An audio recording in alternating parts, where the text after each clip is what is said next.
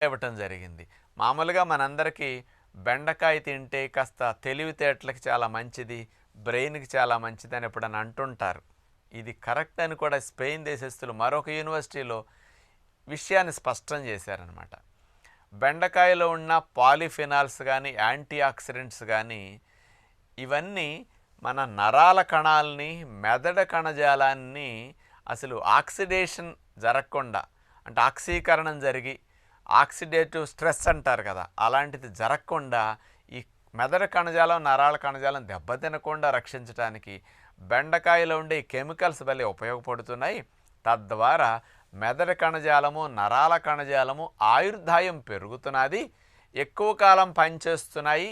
పెద్ద వయసు వచ్చినప్పటికి కూడా ఈ బెండకాయ తినటం వల్ల మరి నేర్చుకునే శక్తి, జ్ఞాపక శక్తి, ఆలోచించే శక్తి, అర్థం